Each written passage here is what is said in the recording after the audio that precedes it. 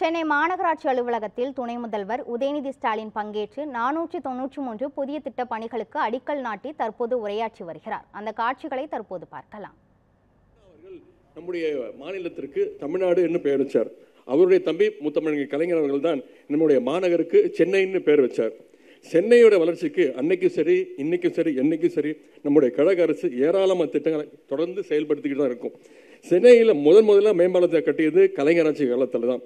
முதல் மேம்பாலம் மட்டுமல்ல, இங்கே இருக்கக்கூடிய அத்தனை மேம்பாலங்களும் நம்முடைய கழக ஆட்சியில் கட்டப்பட்ட மேம்பாலங்கள் தான். சென்னையில் டைடல் பார்க் மற்றும் ஐடி கார்னர் கொண்டு வந்து ஐடி துறையில் சென்னையில் முதன்மை மாநிலமாக்க வழி செய்தது நம்முடைய முத்தமிழ் டாக்டர் கலைஞருடைய ஆட்சியில் தான். சென்னைக்கு செம்மொழி பூங்கா, மெட்ரோ ரயில் போன்ற பல திட்டங்களை கொண்டு வந்ததும் நம்முடைய கழக அரசு தான். எல்லோருக்கும் எல்லாம் அப்படின்ற நம்முடைய திராவிட மாடல் ஆட்சியுடைய அடிப்படை போல சென்னை எல்லோருக்கும் எல்லாத்தையும் கொடுத்துக்கிட்டு இருக்கு. சென்னையோட மக்களால் தேர்ந்தெடுக்கப்பட்ட முதல் மேயராக இருந்தவர் நம்முடைய தமிழ்நாடு முதலமைச்சர் அவர்கள்.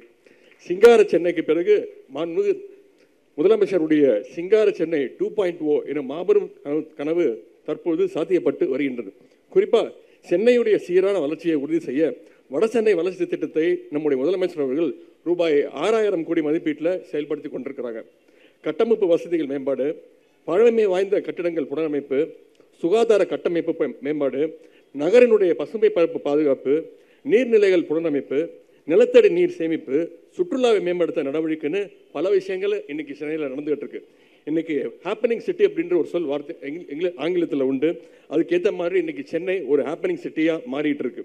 மக்களுக்கு தேவையான எல்லாத்தையும் தனக்குள்ள சென்னை வச்சிருக்கு. மக்கள் வாக்கிங் போறதுக்கான வசதிகள், உடற்பயிற்சி கூடங்கள், பூங்காக்கள் அப்படின்னு பல இடங்கள்ல அமைச்சிருக்கிறோம். குழந்தைகள் விளையாட சூழல், பிள்ளைகள் விளையாட்டு பயிற்சி எடுப்பதற்கான வாய்ப்புன்னு எல்லாம் இன்னைக்கு ஒரே இடத்துல கிடைக்குது.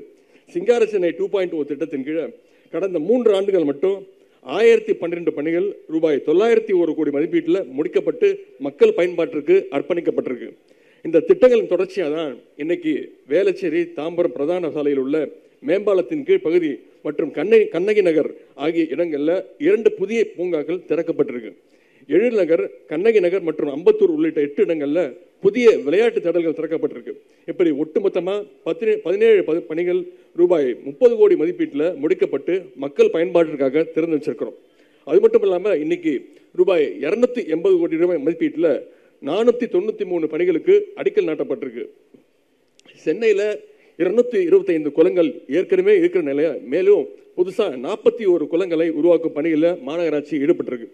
நீர்நிலைகள் சீரமைப்பில் கவனம் செலுத்தியதன் காரணமாகத்தான் சமீபத்தில் 15 சென்டிமீட்டர் மழை பெஞ்சும் பெரிய பாதிப்பு ஏற்படலை.